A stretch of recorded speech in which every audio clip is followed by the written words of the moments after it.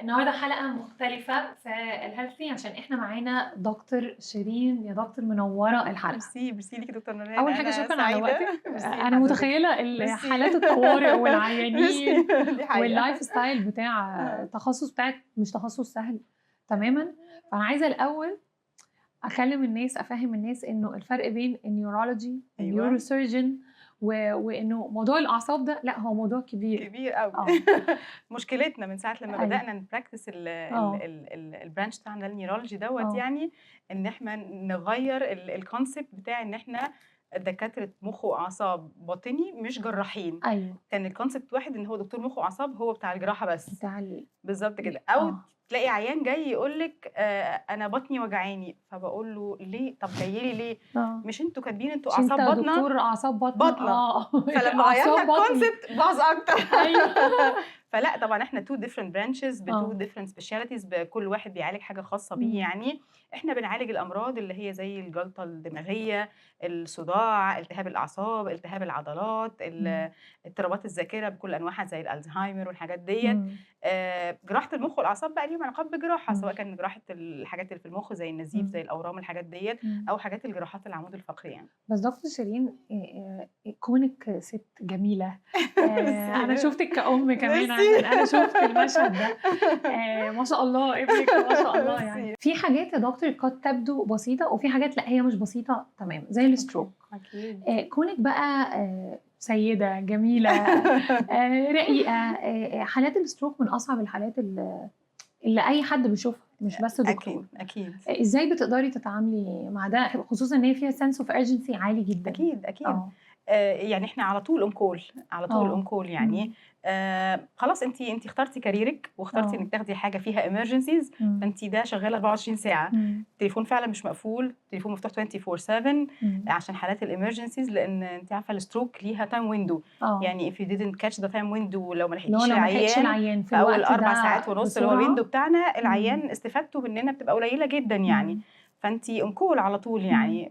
ويعني يو هاف تو ميكس بقى بين الاثنين يعني. مسؤوليه البيت، مسؤوليه الولاد، مسؤوليه الشغل. يعني شغلك ايكوالي لبيتك الحقيقه يعني. أيوة. لا ده مش مفيه. ده خلاص هو ده بقى نفسي خلاص. ايوه اللي هو الشغل. شغلي دي حقيقه. لو رحنا تاني لحالات الستروك، انه الامرجنسي والتوتر بتاع انه لازم العيان يتلحق، وانه حتى لو العيان اتلحق في نسبه كبيره جدا انه بتكون لانه الستروك هي من سبب من اسباب الاعاقه، لو ما كانتش تكون السبب الاول. دي سبب الاول للاعاقه. دي حقيقة. فاللي هي بوست بقى الستروك ودوركم في الحته دي. بصي هو طبعا احنا يعني لازم الاويرنس ان احنا نعالج الستروك في الويندو بتاعه، او في الوقت اللي هو الذهبي اللي احنا نعرف ندي العيان فيه، سواء كانت الحقنه بتاعت اذابه الجلطه او ان احنا نعمل القسطره المخيه عشان خاطر نشيل بيها الجلطه نفسها يعني. دفنت العيان بيستفيد من حاجه زي كده. والستاديز تقول ان حتى الاستفاده ما بتكونش immediately يعني. انا ممكن عيان ياخد الحقنه او ناخد القسطره ديت ومش لازم يتحسن النهارده او بكره او بعده، بس الاوتكم بعد 3 شهور الستاديز كلها عاملاها كده ديفينتلي احسن من غير كده. احسن. ايوه طبعا. بتفرق بقى من اولا من مريض للتاني، من السن، من ريسك فاكتورز اللي عنده ضغط، عنده سكر، عنده مشاكل على الكلى، على الكبد، على القلب، مكان الستروك فين، حجم الستروك فين. ممكن تبقى جلطه كبيره جدا جدا جدا والعيان يريكفر منها تماما. ممكن تبقى نقطه صغيره كده بس جايه في مكان حساس جدا، فالعيان يعيش بديفيسيت عمره كله حياته يعني. دي حقيقه. وبتبقى معاناه مش بس للعيان، بتبقى للاسره كير جيفرز كلها. دي حقيقه. للبيت كله كمان. دي حقيقه. مش هو بس. طب لو اتكلمنا عن حته القسطره المخيه وفريق القسطره المخيه واوضه القسطره بالاشعاع بالايبرنز الثقيله قوي اللي بتقفوا بيها على ظهركم، احكي لنا عن التجربه دي وامتى اول مره اصلا دخلتي؟ بصي هو ده يعني ده سب سبيشاليتي عندنا. مش انا اللي بشتغله الحقيقه يعني. بس احنا عندنا تيم قوي جدا في العين شمس عندنا يعني. فيري هايلي كواليفايد في حاجه زي كده. وعندنا فتحنا الحمد لله عندنا في عين شمس كده. حضرتك حضرتي معانا الافتتاح الجديده دي معموله على اعلى مستوى، مش بس في مصر، في الشرق الاوسط كله يعني. يعني احنا عندنا جهاز السي تي بالقسطره من احدث الاجهزه. العيان بيجي من الاي ار علينا على طول فوق، بتعملوا كل حاجه تعمل بسرعه في الوقت المناسب. مش بقى تبعتي العيان مركز اشعه يعمل سي تي وبعد كده يرجع يعمل القسطره وكده على طول. لو حاجات مش موجوده في مستشفيات برايفت اصلا. دي حقيقه في الدمرداش يعني. طب دكتور شيرين، لو رحنا بقى للحاجات اللي قد تبدو بسيطه، احنا اتكلمنا عن حاجه الكبيرة. لو رحنا الحاجات اللي قد تبدو بسيطة وهي أشهرها الصداع. أنا عندي صداع. أولا إحنا عايزين نعرف الناس إن في فروقات بين أنواع الصداع المختلفة. خلينا نشرح لهم إيه هي أنواع الصداع وبعدين نتكلم على أكتر نوع متعب وفعلا بيشل الحياة وبيوقف الحياة. بصي، هو يعني مبدئيا كده احنا عندنا نوعين كبار من انواع الصداع، حاجه بنسميها برايمري هيدك وحاجه بنسميها سكندري هيدك. برايمري هيدك ده يعني ملوش سبب، هو كده ربنا خلقنا كده ناس بيجي لنا صداع. وبنشخصه ازاي؟ بالكرايتيريا، بوصف العيان، عندي صداع شكله كذا كذا كذا، يبقى انت في الكاتيجوري ده. السكند، والحمد لله ان 95% من العيانين الصداع بتوعنا برايمري هيدكس، اللي هو مش خطر، اللي هو مفيش منه مشاكل يعني، بس اتس بين. طبعا الم، ما ينفعش نعيش بالم يعني. 5% متبقيين لانه الحياه في حاجه مش مريحاني. ما ينفعش يعني. في عيان يقول انا بقالي مثلا 35 سنه عندي صداع، طب انت ليه عايش بصداع؟ ليه عايش ببين؟ يعني this is not accepted ان انا ابقى متالمه اغلبيه وقتي يعني ده كله. ايوه. النوع الثاني بقى اللي هو الحمد لله ان هو 5% بس، ده اللي بنسميه السكندري هيدك، وده بيبقى نتيجه حاجات بقى سكندري، يعني لا قدر الله مثلا ورم في المخ، نزيف في المخ مفاجئ يعمل صداع شديد، حاجات بقى مثلا زي التهابات الجيوب الانفيه بتعمل صداع، يعني بيكون عرض لمرض تاني لمشكله، وبيكون حاجه كده عرضيه، وده العيان بقى اللي محتاج فحوصات. اوكي، انما عشان نعرف ايه هي السبب بقى اللي عمل صداع، ان الصداع ده كان عرض وليس المرض نفسه. اوكي، البرايمري هيدك بقى ده مرض، مرض. وطبعا اشهرهم اللي هو التنشن تايب هيدك او الصداع التوتري. ايوه، اللي هو بيجي في منطقه معينه من لا بصي، ده الصداع بيبقى مودريت، يعني متوسط لبسيط، بيبقى موجود اول ذا تايم. العيان بيحس كأن في حاجه ضغط على راسه او حاجه لايك باند كده حوالين راسه أيوة. موجوده على طول معاه. ده بيبقى نتيجه الاسترس والتوتر والتفكير الكتير والحاجات دي. النوع الثاني طبعا الشهير اللي هو الصداع النسفي او المايجرين، او زي ما بنسميه كده الشقيقه يعني. اوكي، يعني لك ان تتخيلي كده ان في 1 بليون حد في العالم عنده المايجرين او الصداع النسفي فعلا، which is كتير جدا كتير جدا. يعني تقريبا 17% من من العيانين عندهم او من الناس يعني عندها المايجرين او الصداع النسفي. طب لو اتكلمنا اكتر عن المايجرين، هل المايجرين يعني لازم الصداع اللي بيجي في نص الدماغ غير كده ما يبقاش مايجرين؟ لان هو ده هو كده دايما العيان يقول يشخص نفسه. اصل انا اقول له ده اللي انت بتقوله ده عندك صداع نسفي، يقول لي لا ما هو مش نسفي. اقول له لا، ده ورا عيني، مش لازم يبقى نسفي. لا، هو صداع ليه كرايتيريا كده معينه، اللي هي ايه؟ ان الصداع يجي اغلبيه الوقت بتكون نبض بالسيشنز كده. لان هو اولا سببه ايه؟ سببه ان احنا بيبقى عندنا زي تمدد كده في الاوعيه الدمويه بتاعه المخ. ليه بيحصل التمدد دوت؟ ما نعرفش. في حاجات بنسميها تريجرز او مستفزات كده او محفزات للصداع النسفي. انا بسميها مستفزات. دايما بقول للعيان ما تستفزش صداعك. المحفزات ديت محفزات عاديه، ممكن تبقى بالنسبه لي انا نورمال، بس بالنسبه لمريض الصداع دوت بتبتدي تعمل التغيرات دي في الاوعيه الدماغيه بتاعته. الاول يحصل زي انقباض شويه، بعد كده يحصل تمدد شويه، لما يحصل تمدد يبتدي يحصل الصداع بتاعنا دوت. طبعا هو مش قصه بين بس او صداع بس. القصه بتبدا قبلها بايام كمان. تلاقي العيان بيشتكي من الم في الرقبه كده شويه، بيتاوب كتير، مرهق، كريفنج على حاجات كتيره كده يعني. بعد كده تبدا مرحله الصداع ويخلص الصداع، وممكن نخش في مرحله تانية اللي هي البوست دروم ديت. برضو العيان مش مظبوط، مش مركز، دايخ، يعني مش مجرد بس البين اللي بيجي دوت. طيب شكل البين ايه بقى اللي بيجي لنا في المايجرين ده؟ عشان خاطر اقول للعيان انت عندك مرض الصداع النسفي دوت. العيان بيشتكي من صداع نبض في الراس كده، يعني ممكن يكون يمين، ممكن يكون شمال، ممكن يكون ورا عينيه، ممكن يكون من ورا، ملوش سايد. يعني مش لازم يكون هو تنطيطه كده حاجه في وسط ده يطمنك. يعني هو تنطيطه كده في كذا حته كده، ده اللي يكون مطمنك اكتر. يعني معاه اعراض تانية بقى زي الدوخه، زي الدوار، زي الغممان النفس، او العيان بعد ما يجيله الصداع بشويه كده يبتدي يرجع. العيان ما بيبقاش مستحمل حد خالص حواليه، ولا صوت ولا ضوء. دايما تلاقي عيان المايجرين كده حابب ان هو يطفي النور وقاعد في اوضته كده على السرير وكده، مش مستحمل ان هو يبص في اي حاجه خالص. طب دكتور، لو اتكلمنا عن الصداع النسفي وان في ناس في ناس ما بتبقاش عارفه، يعني احنا عرفنا ان في نسبه كبيره جدا من الناس في العالم بتعاني من الصداع النسفي، لكن فكره ان حد يقدر يشخص نفسه ان هو صداع نسفي فيروح لدكتور مخ واعصاب او باطني اعصاب علشان ياخد العلاج المناسب، علشان مش بس انه يعالج اعراض الصداع النسفي، لا يعالج السبب الاساسي، فاللي هو يبقى فيه وقايه من نوبات زياده قادمه. فازاي اعرف ان انا الصداع اللي بيجي لي ده هو صداع نسفي؟ بالكرايتيريا. يعني ساعات بيجي لك عيانين كده يقول لك انا عندي صداع عملت اشعه وعملت تحاليل وتلاقيه داخل بفايل كبير قوي قوي كده، ويا دكتور كله نورمال، بس انا بيجي لي صداع ليه مش باين في الاشعه؟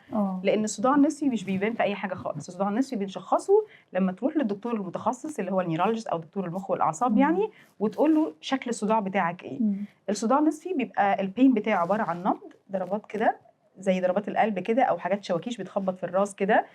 بيبقى قوي، ما بيبقاش الصداع اللي هو المايلد اللي تعدي بيه اليوم كده، لا هو بيبقى شديد لدرجه ان هو يقعدك في البيت، لو عندك شغل ما تروحوش، لو عندك مناسبه ما تروحهاش.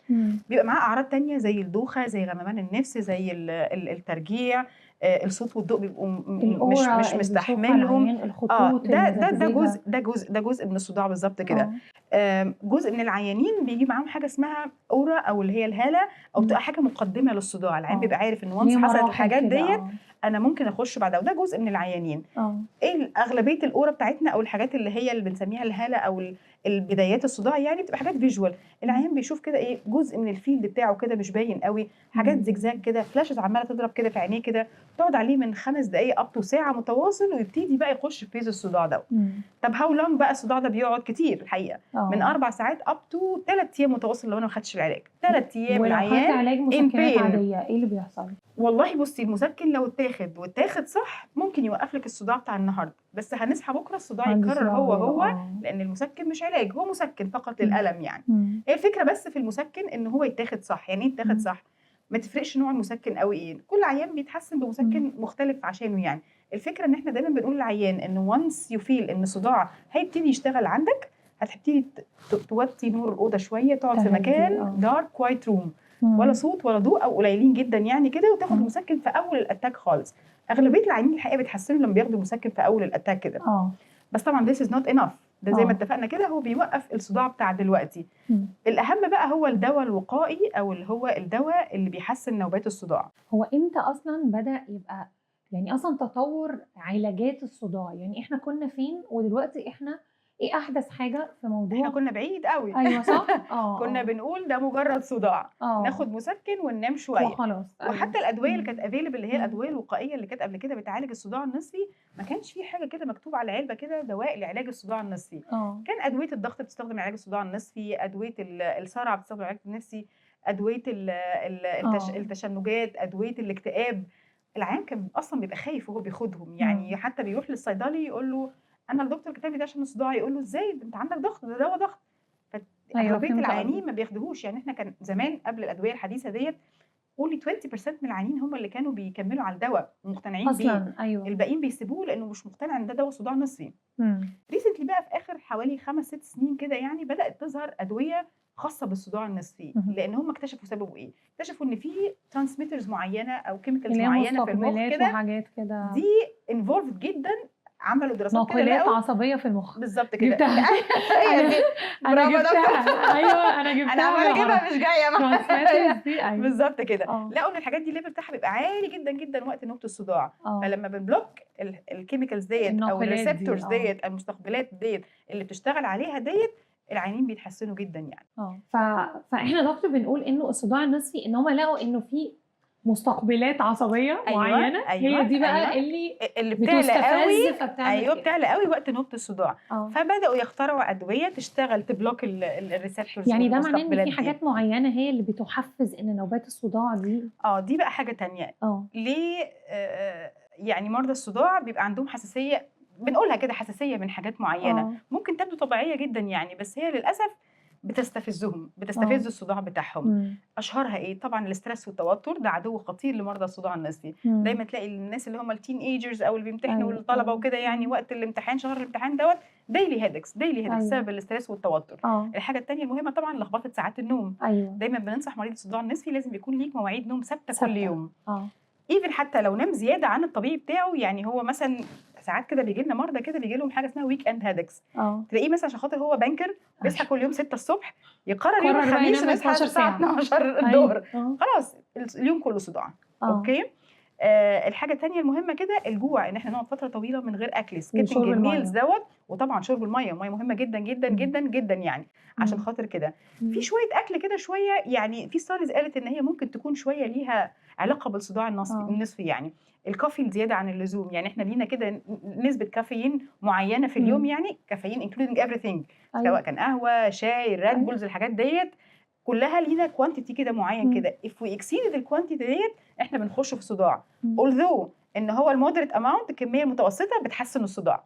عشان كده البنادول او المسكنات تلاقي معاها بيبقى جزء فيها كبير نسبة كافيين كافيين بس بنسبه قليلة معينه، جدًا. اوكي. أيوه. انما لو زادت عن لكن كوباية القهوة الطبيعي المركزة دي بزيادة بالزياده هتعمل بتجيب نوع تاني من صداع. أنواع بالظبط الصداع. كده. أيوه. شويه في كلام عن ان الجبن الرومي والبلو أيوه، تشيز الجبن اللي هي فيها مواد معينة لحفظ بالظبط الجبن. ماده التيرامين ديت إمم. بتستفز الصداع شويه. إمم. الكوكا كولا بتستفز الصداع شويه. الصودا يعني الصودا، عمومًا. الحاجات السيترس فود زي الجريب الموالح، فروت الليمون والجريب فروت والليمون. والحاجات دي كلها شويه ممكن يكون ليها علاقه. إمم. الشوكليت للاسف بتزود الصداع أيوه. شويه في كلام عن منتجات الالبان. آه. ريسنتلي بدأنا نتكلم ان احنا ناكل جلوتين فري دايت. يعني هتلاقي في حاجات، الالكول الزياده برضو بيعمل أيوه الكلام طبعًا، دوت. طبعًا. السموكينج الحاجات كمان ليه علاقه. المصنعة دي والفاست حقيقه فود دي والجانك حقيقه فود. الاكل المصنع كله، كل البريزرفد فود، الحاجات دي كلها فيها مواد كده معينه كده ليها علاقه الحقيقه قوي بمرضى الصداع. بموضوع الصداع. وفاينلي انا بقول لعيان كده، يعني انت لازم تبقى عارف ايه اللي بيجيب صداعك. أيوه، إيه الحاجة اللي مع يعني جسمك أنت لو انا فعلًا. كلت دي وجبت صداع معناها كده ان انا ازيف ان انا عندي الرجي منها. خلاص يبقى دي ما تخشش بيتنا تاني خلاص. طب دكتور، لو قلنا مريض الصداع النصفي وإنه فعلًا حياته بتُقف، وفكرة التعامل مع الصداع النصفي إنه لأ خلاص، ما يعني أنا هانام خلاص، هاوقّف حياتي حتى اليومين دول مش مشكلة، لإنه حتى الست اللي بتبقى قاعدة في البيت، لا هي قاعدة في البيت ومش قادرة تعمل حاجة. مش قادره. الراجل اللي بيقعد في البيت قاعد في البيت ومش قادر يعمل حاجة ومتعصب ومتنشن، صح. وحياته كلها واقفة. ففكرة إنه العلاج اللي هو هيعالج بقى ايوه الصداع النصفي، وإنه العلاجات دي هي تعتبر نسبيًا سعرها عالي مقارنة بالدوا التاني اللي بيعالج الأعراض. فإزاي نفهم الناس إنه لأ، هو ده دوا بيعالج المرض وبيعمل كمان وقاية من النوبات الزيادة، والتاني لأ، هو دوا بيعالج الأعراض فهو مسكن للأعراض فقط وبس. شوفي، هو احنا الفكره عندنا في مصر مختلف شويه عن بره. احنا دايما يعني نقول ايه، انا هصرف لفلان ده او البيشنت ده دواء ده مكلف جدا. بره مش بنحسبها كده. بره بشوف العيان ده غاب عن شغله قد ايه فكلفني قد ايه. أيوة. دخل الطوارئ قد ايه فدفع فلوس قد ايه. صرف مسكنات قد ايه فدفع قد ايه. خسر قد ايه في حياته، خسر شغله، خسر بيته واولاده. انا اشتري مسكن وبين انا اجيب دواء اعصاب. ليا بارامترز كتير قوي يعني. خلاص اوكي. طبعا المهم ان احنا نبقى عارفين ان احنا زي ما حضرتك قلتي كده، ان احنا المسكن جاست بيوقف النوبه بتاعت النهارده ديت. انما الدواء الوقائي بقى بيعمل حاجات كتير جدا. اولا ان هو بيقلل عدد النوبات. يعني بدل ما كان بيجي لي مثلا 17 18 يوم صداع في الشهر، احنا دايما بنقيس الصداع كم يوم في الشهر. يعني بيجي لي مرتين ثلاثه كويس بيرفكت يعني خلاص طبعا. الحاجه الثانيه ان هو بيقلل السيفيريتي بتاعت النوبه نفسها. يعني في عيان بيجي صداع بيبقى خلاص هيموت. لا يعني بعد ما ناخد الدواء يقول لي والله انا دلوقتي بيجي لي صداع بس معقول بقدر استحمله. بقدر استحمله. انواع معينه من الصداع النصفي من شدتها بتعمل بانيك اتاكس، بتعمل انواع من التروما مش بيقدر العيان بينفصل عن الناس كلها. هو كمان عايش لحظات خايف يعيش، بيدخل في اكتئاب. يعني كوموربيد المايجرين مع الاكتئاب كمان لو جه في اوقات معينه حد في شغله، حد سايق، انت رايحه فرح، حد رايح عندك فرح، نوبه صداع مش مستحمله ولا اللايتس ولا الصوت ولا اي حاجه خالص. ايوه فعلا مش بتروحي، فعلا مش بتروحي. ممكن برضو ان هو بيقلل الديوريشن بتاع النوبه نفسها. يعني بدل ما كانت النوبه بتجيله 4 5 ايام يقعد في البيت، بقت تجيله كابل اوف اورز كده يعني. وحاجه ثانيه مهمه كمان ان هو يبتدي العيان يتحسن على المسكن. يعني ده واحد من الريسبونسز اللي احنا بنشوفها عليه. العيان يقول انا كنت بتجيلي نوبه مثلا باخد مسكن بعد ساعه مسكن بعد ساعه مسكن، دلوقتي يقول لي والله يا دكتور بس بقرص بنادول كده بلاقي نفسي اتحسنت على طول، بلاقي نفسي احسن. ليه؟ لان فاحنا لينا كذا بارامتر. عالجنا بالظبط كده. احنا خدنا علاج، احنا خدنا علاج، ما خدناش جاست مسكن يعني. تمام. طب هل هي الصداع النصفي دايما بيكون تشخيصه بيكون من لما حضرتك بتقعدي مع العيان وبتاخدي بريف مع العيان بشكل الصداع. شكل الصداع هو الوحيد اللي حاسس باللي هو دي حقيقه شكل الحاجات اللي هو بيقولها لي انه بيجي لي صداع عامل كذا كذا كذا ومصاحب كذا وبيقعد الوقت كذا، ده كده صداع نصفي. لما تعمل اشعه زي ما اتفقنا بتطلع كويسه جدا، تعمل تحليل تطلع كويسه جدا، وده اللي بيجنن العيان. ايوه انا ليه كويس؟ اشعاعاتي تحليلي كويسين، هيفكر كذا مره قبل ما يروح لدكتور اعصاب اللي هو لا ده انا عندي صداع.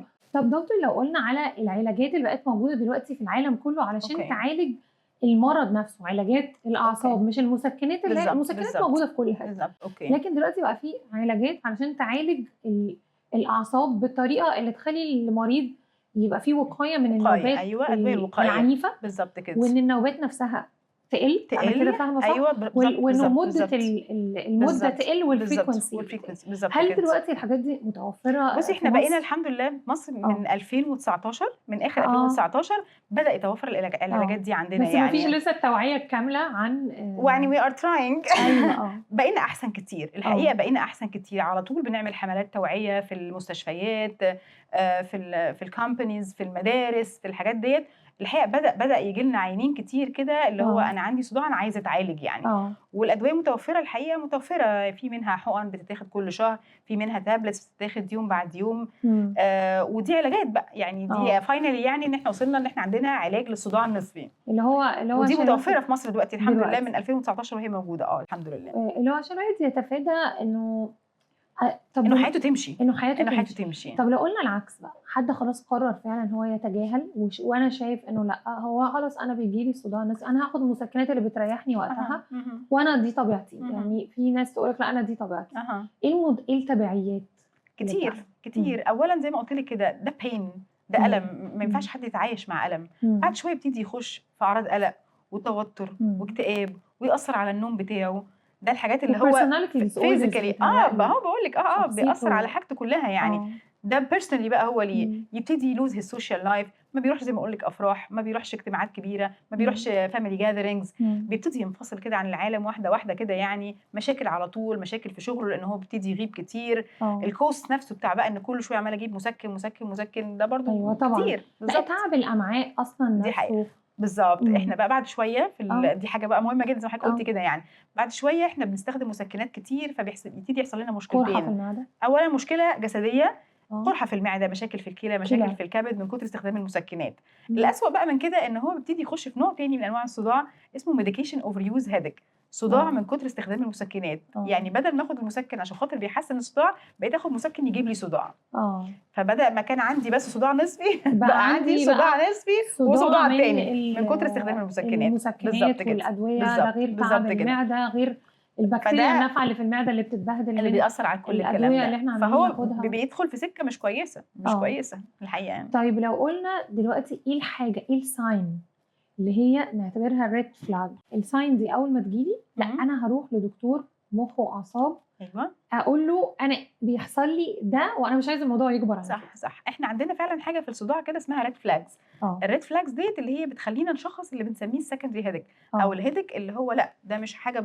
طبيعية، ده حاجة لازم نعمل لها فحوصات لإن ممكن تبقى يطلع وراها مشكلة كبيرة يعني. آه، أهمها إيه، إن أنا لو جالي مثلًا درجة حرارة عالية شوية ومعاها صداع، لأ ده مش آه، صداع عادي، ده صداع لازم أكشف عليه لإن ممكن يكون وراه حاجة. اهم، التهابات بقى في المُخ، التهابات في الجسم عامةً وعاملة معاها صداع، فده لازم نكشف. اهم، العيان فوق ال50 سنة أول مرّة في حياته ييجي له صداع، لازم أروح آه، أكشف، لإن ده فعلًا؟ مش طبيعي. إمم، الطبيعي بتاعنا إن الmigraine بتاعنا السِن بتاعه الcommon يعني من 20 ل40 سنة. إمم، واحد أكبر من 50 سنة وبدأ ييجي له صداع جديد أول مرّة يشوفه، يبقى ده خلاص. الصداع المفاجئ إن إحنا أبقى قاعدة كده ييجي لي حاجة sudden severe headache كده، إمم، مش ده الطبيعي. الصداع لمّا حتى بتاع الmigraine بييجي بشويش كده بيقعد إمم، يزيد gradual كده يعني. لمّا تبقي قاعدة وييجي لِك صداع جامد جدًا، جدًا، جدًا، ده صداع red flag.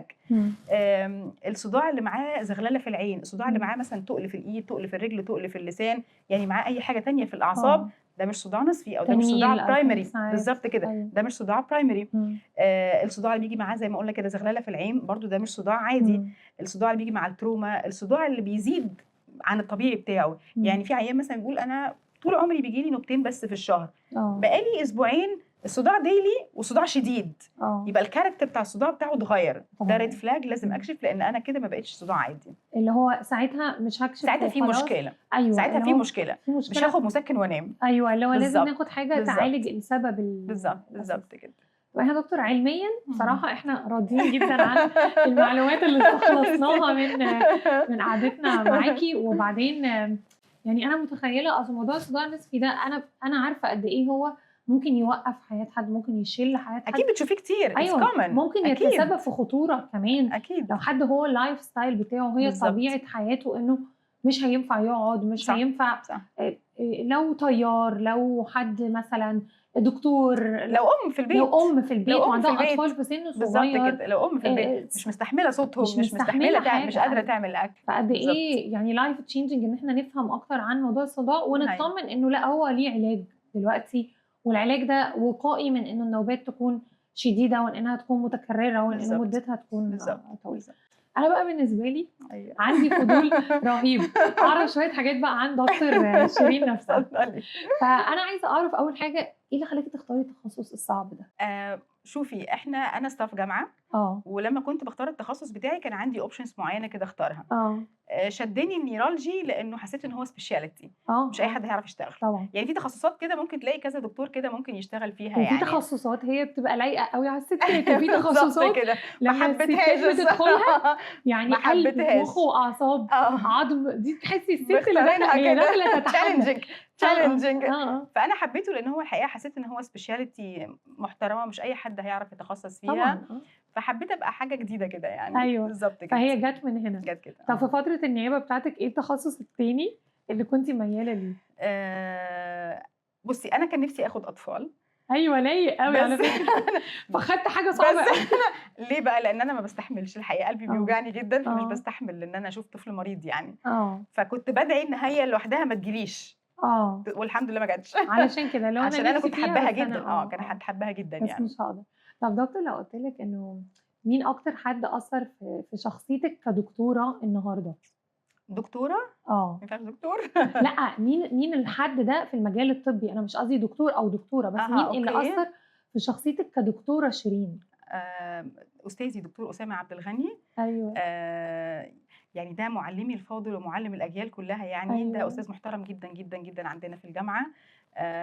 شرفت ان انا يبقى هو استاذي وان انا اقعد جنبه في عيادته الخاصه اكتر من 3 سنين. ما شاء الله. بصي انا اساتذتي كلهم محترمين، دي حقيقه وافتخر الحقيقه يعني. احنا اساتذتنا كلهم الحقيقه محترمين وشاطرين وكل حاجه، بس دكتور اسامه علمني ازاي ابقى حد محترم في تعاملي مع العيانين. ودي حاجه مش كتيره في وسط الدكاتره ووسط الكوميونتي اللي احنا فيه. ايوه طبعا. فدي حاجات محترمه جدا دايما بدعي له الحقيقه يعني. هو سبب كل اللي انا فيه الحقيقه يعني. طب مين الحد لو قلنا برضو اسم حد خلاكي شخصيتك هي شيرين الام والزوجه والصديقه مامتي شيز ماي رول موديل طبعا. أيوة. وماي باك بون كمان. ايوه وشجعتك على الشغل طبعا.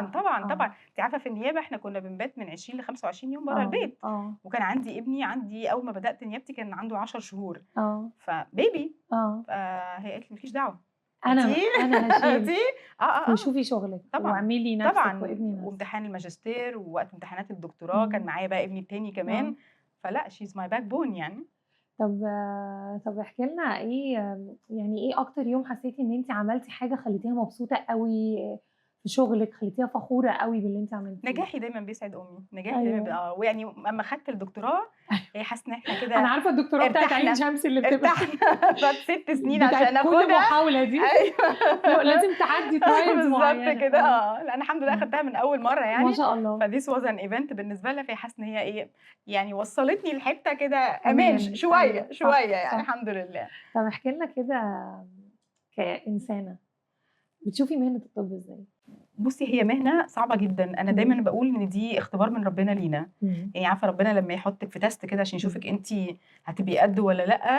انا بحس مهنه الطب دي كده ان ربنا اداكي مسؤوليه كبيره جدا. مسؤوليه ارواح ناس. مسؤوليه ارواح ناس. فانت كل يوم بتشوفي كام عيان. ده اختبار من ربنا ليكي في اختبارات كتيره قوي صعبه يعني. انا دايما باجي بالليل كده بحاسب نفسي. انا عملت كده صح ولا غلط؟ انا عملت العيان ده كويس ولا لا؟ انا ضحكت في وش يوميا. اختبارات. دي اختبارات من عند ربنا كده يعني. اي هوب ان انا اكون قدها يعني. الحمد لله يعني. وانا بحب عيانين الحقيقه جدا. بحبهم وبرتبط بيهم جدا يعني. دي حاجه حلوه قوي.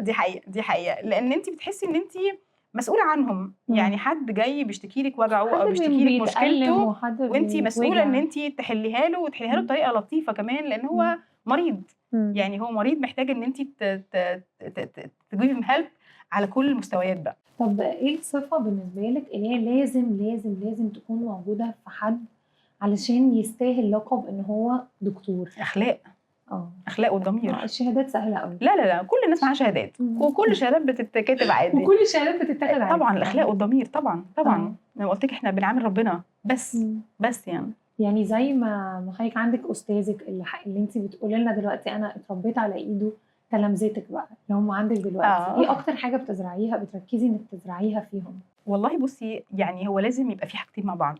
لازم يبقى شاطر شاطر بجد، يعني لازم يبقى على طول عايز يتعلم، لازم يبقى هو يجري وعايز يجيب المعلومه، ولازم يابجريد نفسه كل شويه، لان احنا العلم عندنا بيتطور دلوقتي في كتير ابديتس جدا كتيره قوي قوي جدا، بسرعه. انت ما بتلاحقيش عليها فعلا يعني. فلو ما كنتيش ابديتنج كده مش هتفيدي عيانينك قوي. والحاجه الثانيه انك دايما اقول لهم كده، عامل العيان ده على انه حد من اهلك، لو عملته كده هتديله كل حاجه من عندك، ما تعاملوش على انه هو حد معدي في الشارع ودخل الطوارئ يكشف عندك. يعني لو عملته على انه بعد شر باباك او مامتك او كده you will give him the best. صح دي حقيقه يعني. صح. طيب في يعني احكي لنا عن حاله كده لا هي كانت تشالنجينج قوي، والحاله دي علمت معاكي في حياتك، روحتي حكيتي لماما عليها كتير ولادك او قالوا لك في البيت؟ انا بحس انه شغلانتكم دي بتخليكم، انا عن نفسي جوزي ساعات بيجي بيقول له مين الحاله بقى في أيوة. في ايه حاله حصل؟ خلتك متغير، انت مش على بعضك، في حد في عيان في حاجه. بصي كان يعني يمكن دي اقرب حاجه، عندنا حالات كتير الحقيقه تشالنج، انت عارفه التخصص بتاعنا لطيف شويه. طبعا انا متخيله. فكان عندي عيانه شيز ليت 50 كده يعني، كان عندها التهاب شديد في العضلات، وهي مذيعه باي ذا واي يعني. اوكي. ووصل بيها الحال ان هي كومبليتلي بيد ريدن، ما بتتحركش خالص خالص، ولفت على دكاتره كتير، بس كانت بتروح لحاجه تخصصات غلط يعني مش صح يعني، عظم وجراحه مخ واعصاب وكده، فما كانش حد عارف يشخصها كويس يعني. وهي قاعده لوحدها، فبقت تجيب سيرفنتس كتيره يبقوا عندها في البيت عشان خاطر يخدموها وكده، وكانوا بيدخلوا البيت يسرقوها. فجت لي والحمد لله ربنا بفضله يعني كرمني وكده، وعرفنا نحط التشخيص الصح، وبدانا خطه العلاج بتاعتنا. والعيانه بجد دلوقتي ماشيه على رجليها. فهي كلمتها الوحيده دايما تقولها لي ودايما مؤثره جدا، انت رحمتيني من حوجتي للناس السيرفنتس دولت. فالحقيقه الكلمه دي بتاثر فيها جدا. لان جدا فعلا الواحد دايما جدا يعني ربنا ما يحوجوش لحد. عارفه تحسي ان حد كان كومبليتلي هانديكاب لحد كومبليتلي ديبندنت عن نفسه، قالت لي انا بقف اعمل اكلي بنفسي. انا كنتش متخيله اليوم ده هيجي لي. انت رحمتيني. لا طبعا ده بفضل ربنا الحمد لله. مهنه انسانيه الرحمه فيها. دي حقيقه انت وصلت لها الاحساس ده على فكره كمان، بعيدا عن وات ايفر ايه خطه العلاج مشيت ازاي، انت حسستيها الاحساس ده. طب دكتور لو قلت لك في حته الصداع النصفي، لو قلت لك على تفتكري لنا حاله تشالنجينج في حته الصداع النصفي، لانه الصداع النصفي ده انا بحسه انه مش بس هي الحاله اللي بتعاني، هي الاسره كلها. لو الزوجه بتلاقي الزوج يا رب يكون متفهم، لو الزوج يا رب الزوجه تكون متفهمه، لو حد صغير في السن. احكي لنا حاله كده، كيس كده كانت تشالنجينج، هي عندها صداع نصفي وبارتنر مثلا مش شايف. بصي هقول لك، اول ما نزل الصداع الادويه الجديده بتاعت الصداع النصفي ديت ما كناش لسه جربناها يعني، هي شغاله بره كتير وكده يعني، احنا دايما عندنا حاجه اسمها الريل وورلد اكسبيرينس، يعني الستاديز بتقول الدواء كويس قوي وشغال كويس قوي، انت بقى تجربتك كدكتوره مع الدواء ايه؟ ايوه صح. فكانت اول مره اكتب الحقيقه واحد من الادويه الوقائيه دي، كان لسه نازل مصر جديد جدا، وكانت عيانه شيز سوبر اليجنت ليدي يعني، كان عندها تقريبا حوالي 50 سنه، اوت جوينج وبتحب تخرج وتتفسح وتسافر، وعندها ولد وبنت، وكانت لطيفه جدا يعني. مشكلتها ان هي بيجي لها صداع نصفي كتير جدا، فبيوقف مش اقل مثلا من 15 يوم في الشهر. اوكي مانثلي فور هاو لونج بقى؟ اكتر من 25 سنه، متخيله؟ وتاخد في مسكنات، وابتو انها كانت تقريبا بتتحجز في المستشفى مره مرتين، تاخد مسكنات وتتحجز فوق عندي، تقعد يومين 3 كده بالمسكنات. الحياه اللي برضه بسافر وزعلانه يعني هانديكابت يعني. وبدانا معاها خطه العلاج الحمد لله يعني، بدانا ناخده. والحقيقه ان اكسبكتدلي ليا انا شخصيا اتحسنت جدا جدا، لان كنت لسه اول مره اكتب الدواء، واول مره اجربه، واول مره بقى اشوف الترايلز دي صح ولا مش صح يعني، تبقى عايز تعرفي يعني. فشي امبروفد كومبليتلي. فانا حتى مره بقول لها كده، قلت لها اوصفي لي كده يعني ايه تجربتك مع الدواء دي؟ قالت لي اتس ماجيك. قالت لي دكتور انا حياتي اتحولت 180 درجه. اللي هو اذا كانت شخصيتك انا كنت عايزه اخرج. ايوه انا قالت لي انا كنت بقعد اعيط، عندي ايفنتس مش عارفه اروحها، عندي افراح مش عايزه اروحها، عندي سفريه مش عارفه اروحها، انا كنت تعبانه، انا حياتي تحولت. ف يعني الحياه كانت اكسبيرينس كانت جميله معاها يعني، اللي هو انه حد حياته اتغيرت 180 كومبليتلي يعني. طب وقابلتك قبل كده حاله هي رافضه، او هم رافضين انه لا انه ده مش صداع نصفي، او كتير بيخافوا انه ده حاجه بسيطه، لا اديني حاجه. دي حقيقة كتير بيخافوا بيخافوا. يعني تخش العياده، بصي انا عندي صداع، انا عايزه اطمن بس ما عنديش مشكله كبيره كده، اعملي اشعاعات وتحاليل. مش كده طبعا بعمل اشعاعات وتحاليل بيطلعوا كويسين عشان بس ارضيها يعني. خلاص مش هاخد دواء. اقول لها طب انت مبسوطه؟ انا بتبقى صعبانه عليا، صداع يا دكتوره. اقول لها طب ده صداع ده الم، ده بين، ازاي تتعايشي مع الالم يعني؟ اتعودت عليه. قلت لها ما حدش بيتصاحب على حد وحش. ليه نتصاحب على حد وحش؟ ازاي اتاقلم؟ لازم نطرده من حياتنا. ازاي اتاقلم مع حاجه وحشه؟ الحياه بتبقى تشالنجينج قوي ان انت تقنعي حد اصلا suffering بس مش عايز يساعد نفسه، مش عايز يساعد نفسه. فبتقعدي تشرحي له بقى تلاقيه ايه، طب انت بتغيب عن الشغل كام يوم؟ لا الصراحه بغيب كتير. طب بتخسر فلوس قد ايه؟ طب كم مره ما حضرتش مناسبات مع ولادك؟ طب كم مره كان في حاجه حلوه المفروض تحضرها ما حضرتش؟ تبتدي تشرحي له هو بيلوز قد ايه، شويه بيبتدي يقتنع الحقيقه. طب عانيتي قبل كده من انه حد من المقربين ليكي وقع هو كتير طبعا هو الصداع كتير، احنا قلنا يعني من 17 ل 20%. عانيتي قبل كده في اقناع حد؟ كتير كتير كتير لان هو بيبقوا متعشمين اللي هو ايه، تلاقيش انا باخد مسكن ببقى كويس جدا. وفي الاخر وصلتي للنتيجه.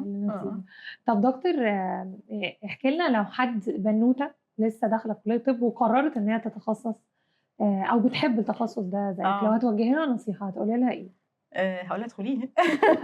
ايوه هقول لها ادخليه. ازاي تتميز فيه؟ اولا لازم تبقى ديفوتد جدا ليه، ولازم تبقى لو هي مثلا متجوزه او ام او حاجه كده لازم كويس قوي انها تنظم وقتها. ما ينفعش ابقى دكتوره شاطره وام فاشله، ما ينفعش. بصي هو دايما كان في كونسبت كده، كانت دايما ماما تقوله لي كده، الشاطر شاطر في كل حاجه، الشاطر يعني الزوجه شاطره، ام شاطره، ودكتوره شاطره. فهو لازم يعني الفيميلز بالذات، لان احنا طبعا مشوارنا طويل جدا. طبعا انت بتدرسي 5 6 سنين وبعد كده امتياز وبعد كده ماجستير وبعد كده دكتوراه. مش بس كده، انت قاعده على الكتاب طول الوقت تشوفي ايه الجديد اللي بيحصل بره، ازاي اقدر اساعد عينيني اكتر، ابريدنج طول الوقت، انت نيفر ستوب. فانت ماسكه البيبي كده وماسكه كده في كده، فلازم تعرفي تنظمي وقتك كويس يعني. والكتاب بيتغير لا بتمتحنوا مع بعض. انا في وقت كنت بمتحن الدكتوراه وابني بيمتحن في المدرسه، وقاعدين بنذاكر جنب بعض خلاص اللي هو بس هم خدوا على شكلي كده خلاص، مفيش وقت، مامي ماسكه الكتاب واللابتوب على طول. طب لو قلت لك انت قاعده مع ربنا دلوقتي وبتتكلمي معاه، يعني بتدعي له بتشكريه على كل حاجه عندك، وبتتمني انه تتكلمي معاه انه في حاجه واحده انا مش عايزاها ابدا ابدا ابدا ابدا تتغير ولا تروح، ولا ايه دي اهم حاجه عندي عايزاها تفضل معايا طول الوقت، عايزاها تفضل عندي؟ ولادي يبقوا احسن حد في الدنيا الحقيقه. يعني دول حياتي. الام بقى ولادي حقيقه طبعا. ولادي حياتي. عايزين يدخلوا كليات ايه؟ اوريدي عندي عمر في هندسه ما شاء الله، وغالبا ياسين بلاننج يخش طب ان شاء الله. طب ده بقى اللي هو ايه، بس ما حسيتيش انه يعني عشان عمر دخل هندسه فلازم حد يخش؟ لا خالص، انا مش متدخله في اختياراتهم خالص. بالعكس اللي عايز يدخل حاجه لعلمك انا عايزاهم يبعدوا عن الكارير المتعب بتاعي ده. لعلمك بس هم مش عارفه هو يعني هو حبه بس لا انا مش بشجع حد على حاجه يعني. دايما بقول له خد اللي بتحبه عشان تبقى ناجح فيه. ايوه. طب دكتور شيرين، لو في حاجه بتخاف منها، ايه الحاجه بتخافي منها؟ بتخافي منها قوي؟ اللص. انك تفقدي. طبعا. أيوة. هي اكتر حاجه صعب عليا دي قوي، بتبقى نقطه صعب عليا، نقطه كلنا بنخاف منها. طيب بطبيعه شغلك وانك في مستشفيات ورعايات وحالات حرجه ازاي بتتعاملي مع فكره انه ممكن تكوني انت اول حد عارف انه في حد مش مكمل، وان انت اللي بتبلغي حد، او انه خصوصا ممكن تكون حاله حتى مش حالتك، ممكن حد قريبك حد ويرجع لك ومستني منك البشاره او البشرى وانت هتقولي حاجه ثانيه خالص. في اول اسبوع خالص في نيابتي في الدمرداش يعني كان في ولد كده في الرعايه، ولد عنده حوالي 12 13 سنه يعني مش هنساه الولد ده ابدا يعني. كان حالته صعبه جدا وانا عارفه ان هو ايفنشولي مش هيكمل يعني. وكانت مامته، انا نايب صغير يعني انا nothing في الاسم اصلا لسه فكل ما تخش طمنيني، فبص لها مش عارفه اقول ايه، طمنيني ابص لها لغايه لما فعلا عايزه حد يطمني. دي حقيقه وانا يعني انا عارفه ان هو مش ماشي كويس وي هاف nothing كلنا تو دو ده طبيعه مرض وكده يعني. ومش عارفه اقول لها ايه لغايه ما الولد توفاه الله يعني. فكان يوم يعني بقت تحضني وانا احضنها ونعيط في وسط الاسم، وبعدين نسيت ان انت دكتوره وزعقوا لي بعد كده السينيورز بتوعي ما ينفعش تبقي كده، ما ينفعش تبقي كده، بس انا ما قدرتش الحقيقه يعني. بس هل الموقف ده كان نقطه تحول في شخصيتك بعد كده في المواقف اللي شبه دي حقيقه طبعا. طبعا مسكت نفسي كتير انه ما ينفعش ابقى كده، ما ينفعش ابقى كده يعني I have to be professional شويه. بس انت انسانه، دي حقيقه وستيل موجوده وعمري ما لغيتها بحاجه زي كده. بس هي بس يعني هاو تو ديل مع الموقف وازاي توصلي المعلومه بطريقه بس يعني رحيمه شويه يعني. بس حاسه انه المهنه دي غيرت حاجات في شخصيتك كتير. كتير. اولا انا ما كانش ليا كونتاكت مع ناس كتير، انا ايوه كنت يعني مش هقول انتروفيرت بس ماليش كونتاكت مع ناس كتير. مم. طبعا دلوقتي بتعامل مع الشعب دلوقتي كله. ما شاء الله دلوقتي دكتور شيرين بصور معاكي. قدام الكاميرا ولا كأن بصي يا الكاميرا دكتور، موجودة انا عمري ما اتخيل ولا كأن أقعد كده. الكاميرا موجودة. انا عمري ما اتخيل اقعد ايوه قاعده لا كده احنا فعلا. شفنا دم وعمليات وحاجات. فالموضوع كبير يعني. اه دي كان تحول رهيب في شخصيتي يعني، اه ان انا ابقى ديسيجن ميكر سريع. ايوه طبعا السنس اوف طبعا urgency. يعني طبعا بس مهم on the other جدا. side برضو بحس ان بقى عندكم حته، خصوصا دكاتره الامرجنسي، هي لو حاجه مش امرجنسي فبتبقى عندهم لا هو الموضوع مش هدين خطير، شويه لا انت انا بموت، لا انت بس مش لا مش بتموتي، ما تخافيش. لو بتموتي انا هتصرف. انا عارفه امتى هتموتي. ايوه فانك تاخدي ديسيجن بسرعه وبحكمه كمان، مش اه تسرع بسرعه، بس اه بيكون بحكمه كده شويه. دي ما كانتش فيا قوي برضو، اتعلمتها يعني. اه ان بالك يبقى طويل مع العيانين اه وتفهمي شكواهم. مم. يعني زي ما حضرتك قلتي كده، ممكن تبقاش الحاله urgent بس العيان سفرنج. ايوه يعني ممكن يكون جاي مثلا بوجع في رقبته. انا مم. بالنسبه لنا مثلا كدكاتره مخ واعصاب يعني مش شكوى، اتس nothing، اه مش ستروك، فاهمه اه قصدي ايه؟ بس العيان تعبان، العيان تعبان مش امبين، مرتاح، فانت لازم تبقي مستوعبه القصه متفهمه ديت. بالظبط كده بالظبط كده. متفهمه. دكتور شيرين احنا متشكرين جدا على وقتك، انا احنا لحد مبسوطه هنا جدا. بس فاضل سؤال واحد، انا احنا لحد مبسوطه، هنا انا معاكي. خلصنا اسئلتنا دي، فاضل بس سؤال واحد بس، انه لو عندك فرصه تساليني انا سؤال وانا اجاوب عليه، هيكون ايه هو السؤال؟